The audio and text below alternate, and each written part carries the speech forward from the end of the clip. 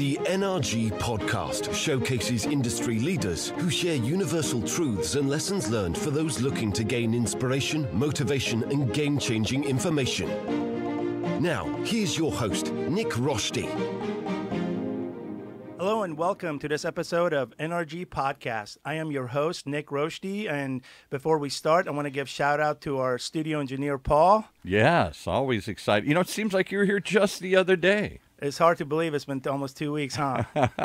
Hey, and I hear something. I got to call you out on something. Am I allowed to call you out on something here? Absolutely. For multiple episodes now, you've had the most amazing people in here, and all you guys keep talking about is dedication. Just do it. Get up at 4 a.m, start your day early. I hear you didn't do that today. No, if you recall, part of it all was balance, so today was my day off. Oh, okay, all right.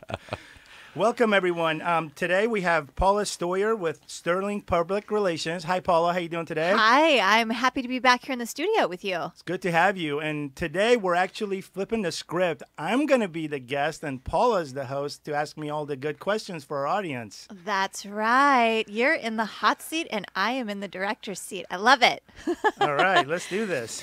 So a couple weeks ago, you and I were in a meeting together and we were brainstorming ideas, as you know, for the show. And just naturally, we always start talking about life, love, dreams, what's happening. And in that moment, we started talking about vision boards and how important they are, what they're all about, why you do it. And I said, gosh, this would be such a great topic for the show, for entrepreneurs to hear you and I talk about using vision boards, why we do it, why we believe in it, what you can expect, and also to gain some simple tools on how to implement them if you aren't using them. So why don't you share with us, what is the purpose of a vision board? If somebody has no clue what the heck we're talking about when I say that term, what is that? What's that referring to? Great question. So vision board is basically a goal, right? A visual goal for us to have and have in front of us at all times, and to keep us, right on track with what we're trying to achieve, whether if it's something spiritually, financially, anything. And it's it's super important that every day we go to it and we have that goal in front of us, literally, so we work towards it. And the old saying, out of sight, out of mind is true.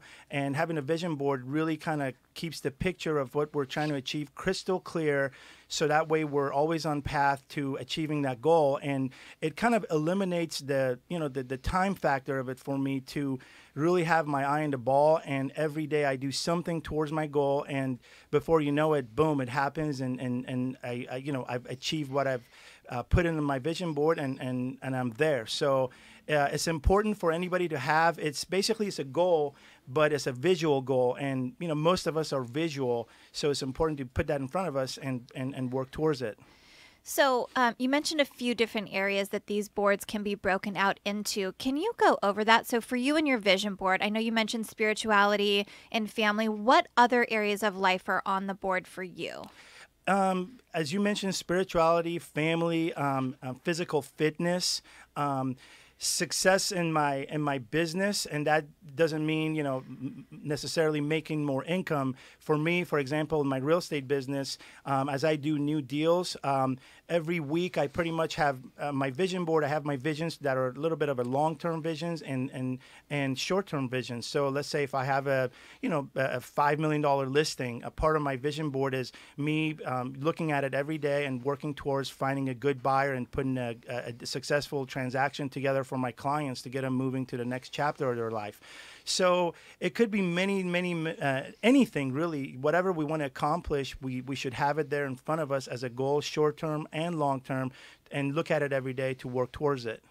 So you mentioned something that's interesting, and that often happens when we're in the studio together, and I like to point these things out because I think they're great conversation points. So you said something a few minutes ago, which was success is not necessarily making more money in a deal. And you often hear the old saying, seek significance, not financial gain. And I know you and I both share that, but it's really important, I think, in the pursuit of success, because when money is the ultimate goal, I don't ever believe true fulfillment is achieved. But when significance is, when you are really approaching anything by providing value to an opportunity, value to someone else's life, value towards an industry, success naturally comes with that when your energy, your mind, body, heart, and soul is all in the right place. Absolutely. So success is a byproduct of our actions, right? So I personally, I'm not money driven. I just want to always be the guy that brings a lot of value and serves my clients. So I don't make it about me at all. I make it all about my clients. And really, that is the bigger picture in my profession. Helping my clients achieving their goals is success, and the byproduct of that, obviously is, once I put a deal together and the transaction goes smooth and is completed, then I get my fee of service and get compensated. So I never ever set my money on my goals on money. Money comes. I just set it on how I can serve my clients the best, to the best of my ability, and be of a huge value to them, and the rest will just fall in place. Mm-hmm. I completely agree. So I want to circle back here to our vision boards. When was it in your life that you chose to incorporate that in sort of your daily, weekly, monthly routine? Was there a certain event that took place where you said, gosh, I need to implement this? Was it a conference you were at? Was it something you read? How did that come to be? Great question. So it was actually one of the very, very first old videos that I watched. It was The Secret. The movie The Secret. There was a guy in there. His name is John Asseroff, and he's a life coach, actually. And he mentioned in there he had a vision board. And, he had pictures of, he had actually a picture of a home on there, in addition to other things. And this is back when he lived in Connecticut. Well, fast forward 5-7 years later, life changed, and his career brought him out to San Diego. And one day he was sitting down with his son when he was unpacking everything after they moved into a nice new home down, I believe, in Rancho Santa Fe. He pulled out his vision board that he had from 5 years ago, and he rolled it open, and he looked, and he realized that the aerial picture of the home that he had on his vision board was the home that he was living in. I remember that. Yeah, that made literally the hair on my arm, stand up, and I was like, oh wow. So then that was the first catalyst that kind of, put me towards the direction of creating vision boards, and after that I created my own, and there's a method to the madness of having vision boards, which I like to share with our audience as well, to really kind of put things on a fast-paced speed of being able to achieving what we all set out to do on our vision board. So talk me through that, because that is actually, where my head is what does that look like? It's so much more than imagining what you want in your life in any area and then putting it down on paper. Execution is key. And so what does that look like? Absolutely. So what I've learned, and in some of the books I've read, and works really good, and I have implemented this, is, most of us have a vision board. It may be, let's say a picture of a car or a house, a move up in a career, family, whatever it may be, getting married, having children. But basically most people will just cut out a picture out of the, find a picture on the internet and glue it to a vision board and have it in their office. That's kind of a basic vision board. What I personally have learned and do that works really well for me is I get pictures of whatever I'm trying to achieve, or if it's something I'm trying to achieve with my family from a year or 2 years from now. I get that picture, I print it on a piece of paper. Underneath it, I write what I want to achieve. So what I do is I look at the picture, I say what I'm trying to achieve, which obviously correlates to the picture out loud. But most importantly, what I've learned is I put in the background a song that is kind of like what I call my hero song, right? Like a good, kick-ass song that pumps me up, makes me feel good. I put that song in the background. So as I look at the picture and I say the words, the song gets my energy up, obviously, because it's a song that resonates with me from long ago, and it means a lot to me. And I look at the picture and I say my affirmation that correlates to the picture out loud. And what that does is it puts feelings behind it. So I'm not just looking at something, when I'm not just reading something, I'm looking, reading, and have feelings, momentum behind my words, which really sets it out in the universe, and it really magnifies the energy to kind of match my vibrational energy to bring it in. It's amazing. And you shared that with me a few weeks ago, and I'm so glad that you're sharing it here on the show today, because I thought that was powerful, being able to connect energy to the thoughts and the dreams and the goals that you have, because that's key. We live in an energy-charged world. We're all energy beings. And so that's a huge component of putting these together and actually seeing them take flight. It really is. I mean, the day I realized everything is made out of energy, and everything I've read in all the books, you know, The Secret and all the books after that, on and on, eventually is sunk into, you know, in between my ears, that energy is everything. So in order to achieve a certain thing that we're trying to acquire or learn, we have to put our energy field up to a level that it matches what we're trying to achieve, and that way we, you know, attract it like a magnet a lot quicker than just kind of waiting and having the right idea in mind, but just not having that momentum of feelings behind it. So it's really powerful, and it's happened for me a lot quicker than usual. I mean, sometimes I have to change my vision board literally every 4 to 6 months, because things start happening, and all of a sudden I go, wait a minute, I've already, you know, hit this goal. So then I literally have to keep recreating new goals and set the bar higher and higher for myself. Which is key, because you're continuing to challenge yourself, which is why you continue to grow, right? So part of this process with vision boards, it's not only seeing a goal come to fruition or a dream come to life. It's really about getting to the next level, whatever that might mean for you. Absolutely. And you know, that's what life's about, right? So to me, we're all in the university of life, and education must continue every day. You know, society's herd mentality is, you know, go to college and that's when your education stops, go get a job, work for the rest of your life. However, you know, I think we are all a student of life. We're all learning, whether we like it or not. And it's important to always put good thoughts into our minds and implement them and help others grow as well, because, you know, when you give, you receive as well. So, I'm all about serving other people and helping any way I can, whether if it's, you know, with their business, with personal matter, whatever it is. You know, we always feel good when we help others. So we do. That's where I think true fulfillment comes from. It really does. So, you know, I want to circle back to execution, right? And they always say great ideas die in the graveyard, not because it wasn't a great idea, but because of lack of execution. And I heard this TED Talk a few months ago that I've spoken on quite a bit recently in conferences, and it's by Mel Robbins. And I'm going to risk censorship here, but it's called How to Stop Screwing Yourself Over. And what I love about this talk is she talks about action and how the reality is when we want things to change in any area of our life, for better, for worse, whatever it is that we're wishing for, it requires action. So it's so much more than seeing it. What action are you taking to work towards it? And that action opens other doors and opens up other channels for things to happen.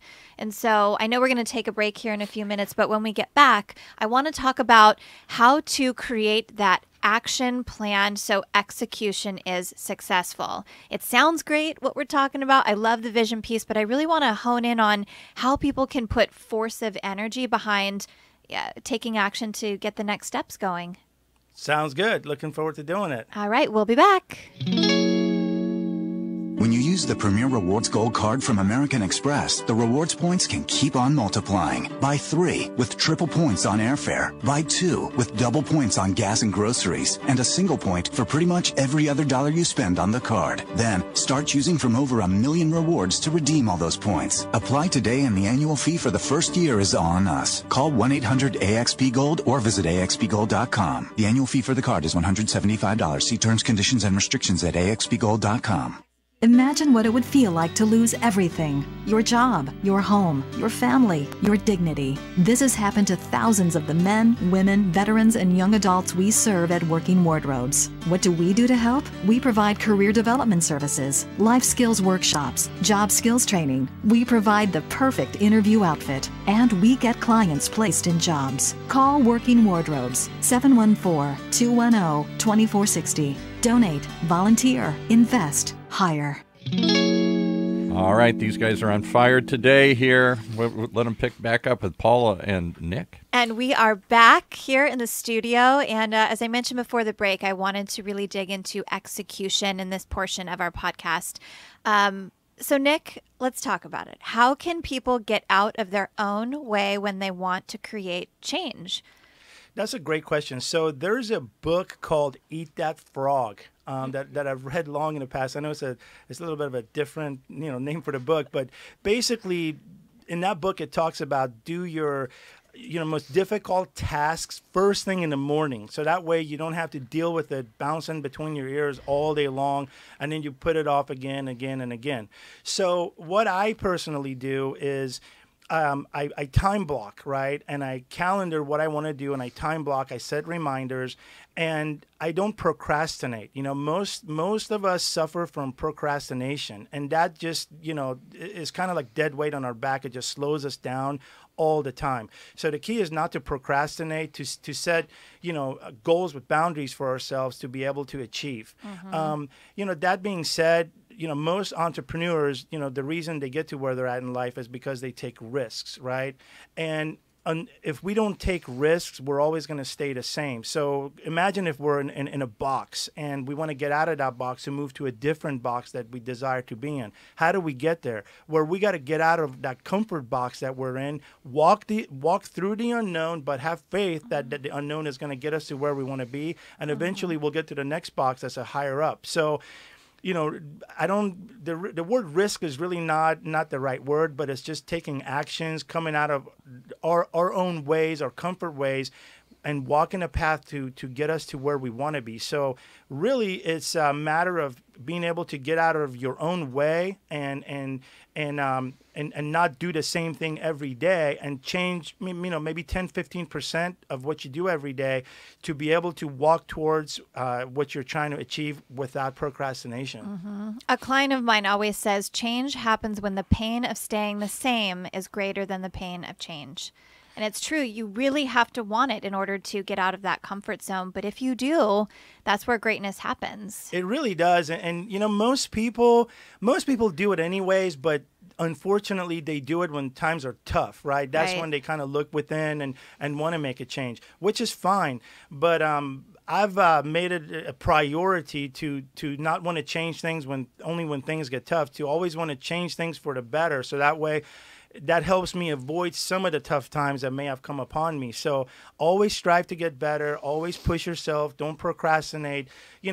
Everything from living in a clean house, having an organized closet, a clean car, clean work environment. All those things matter. It all kind of plays together when we want to kind of move up in life. It all is like the ingredient to success. Mm-hmm.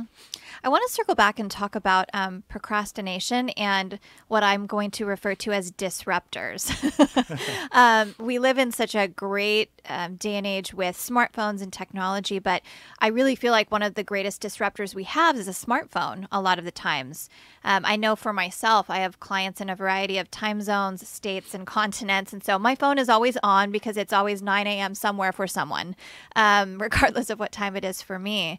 But with that being said, it doesn't mean that I don't believe it means that we should be so connected to our phone where the minute we get a text or the minute we get an email, we have to be responsive. And I say that because I understand managing a client relationship and managing things you're working on, but there also has to be time carved out, like you said, where you've got a time block where your mental, emotional, physical energy is dedicated towards whatever task you need to accomplish. Because otherwise, if you're constantly breaking away from that, your train of thought is changing, your energy is shifting. You're not really giving what you're working on 150% because you're constantly having fragmented energy.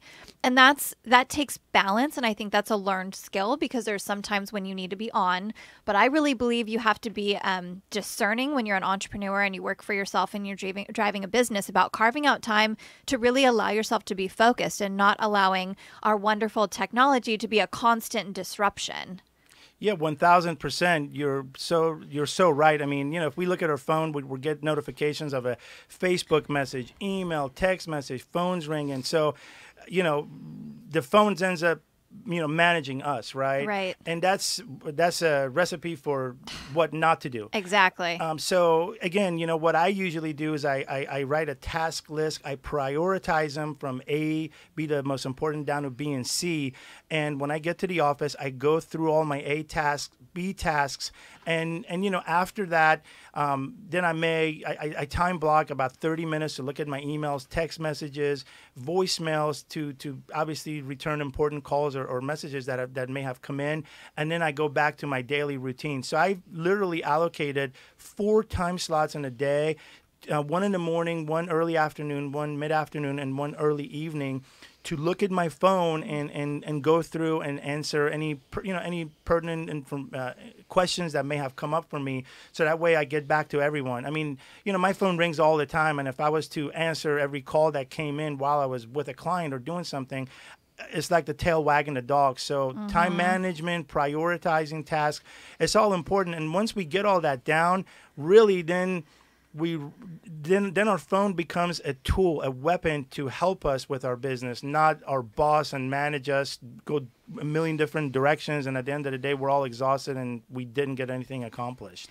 Well, and if we're being honest with ourselves, if we're just being so responsive in the moment, it gets down to being reactive versus proactive. And a lot of times you don't end up communicating what you really need to anyways because you're just trying to check a box, which that's not what we're doing here. We're talking about investing in lives, investing in change, being dynamic entrepreneurs. Well, that takes a different skill set and one that's a learned trait. So like you said, these things don't manage us. They're tools. I think that was a great way to put that. Yeah, absolutely. They're here to help. Technology is here to help us if we use it correct. If we use technology correctly, especially with AI, with artificial intelligence, it's all really helpful, and it's all tools to help us achieve what we want to achieve faster. I know we're in a world of how fast everything can happen, but that's what technology is for if used correctly. Again, if not, then it's going to be running us crazy, and at the end of the day we're going to be exhausted and we're going to look back and feel like we didn't get anything accomplished. So it could be a defeated day versus a day that we got a lot done and we feel great about it. So true, and really important, I think, for our listeners to hear. So I know that we've got a few minutes left, and there's a couple things that I would really like for us to cover before we end the show. So can you talk to me a little bit about New Year's resolutions? And I say that with a little bit of a grin on my face because I feel like as a society, we're conditioned to have these resolutions. And I think you and I share the same thought process that I don't need January 1st to come along to make a New Year's resolution. I get a new set of 24 hours every 24 hours that I can use to create change. And so I know we're headed towards a new year and we're all excited. But if those of you who are listening don't want to wait till January 1st, 2019, and you would like to create change now, let's talk about some personal resolutions you think that people can make right away to start working towards building these vision boards. Absolutely. So you hit the nail on the head. I don't really believe in a New Year's resolution. To me, if you want to do something, like, do it now. Don't wait for New Year's, whether if it's, losing weight, going to the gym, doing something for your career, wanting to go on a vacation with your family, you're waiting for New Year's to plan it, whatever it may be. Forget New Year's. Do it now, because so many people set their expectations on a New Year's goal, and New Year's starts and they're all excited, but that's just all it is. It's excitement, and after 5-6 days it just dies off. Like, look at the gym memberships, for example. They're all packed halfway through the month of January, right? That's crazy. Yeah, and then by February it goes back to the same old crew that was there all the time. So that to me that's everything. So some of my personal goals. that I'm doing actually right now, again, I'm not waiting for New Year's, is how I can serve my clients better. So I'm digging hardcore into, I've been doing a lot of videos for my real estate business, learning a lot about, social media, artificial intelligence, just a lot of things that's going to up my ante with regards to the good level of service that I provide to my clients, as well as, family, obviously. So I've set goals with my wife. For example, this week we're going to plan our vacation coming up for our daughters. So, it's all relevant. But at the end of the day, I don't wait for New Year's. I just set all my goals now and execute them right away. You said, keep yourself excited, and you were talking a little bit about finding, motivation every day. And I always say you have to find your fire, and you need to do that every single day. And there either needs to be a thought process you go through or a series of systems, because when you are managing quite a bit, listen, you're a father, you're a husband, you're a son, you're a great friend, you're super involved in the community, you're running your businesses. That's a lot on your plate. But what I've always been so appreciative of about you as a friend and a client is you just find your fire every day. And so how can our listeners find their fire every day when they wake up? They've got 1,800 things on their plate. They're tired. How do you do that? Yeah, so, I just, no matter how many things I have to do, I just don't look at it as I'm overwhelmed, right? I look at my life as I have balance, I have good time management, and I look at everything as a point of how can I make a difference in the world? How can I help others? What kind of example can I be for my family, for others out there? So, when you come from that place, come from a place of creating value for others and serving others, you're just in a good place. You're in a happy place. You're not in a place of stress. You're not making it about yourself, because let's face it, life is so much bigger than us. And when we look at it that way, and when we look at it as, hey, we're just a small piece of the equation to this big, huge, universe out there, it looks so small, right? Right. So it makes everything easy and really doable and not a big deal. Mm-hmm. So true. There was something posted on your social media recently that pairs perfectly with what we're talking about. And it says, you need to change I have to I get to. I get to go to the gym, not I have to go to the gym. And when you start changing those two words, I think it's interesting how your life changes around you. Absolutely. 100% agreed. And that's pretty much the conclusion for our show here today with Paula. Thank you so much. You were wonderful as always. Always a pleasure to be here, Nick, and hopefully I'll be back soon. Absolutely. That's going to wrap up this episode of the NRG Podcast. We appreciate you listening in, and remember, you can catch up on all the episodes on Podbean. Stay tuned for our next episode featuring another dynamic guest, I guess I was a guest today, and who will share inspiration, motivation, and game-changing information for all of our you good listeners.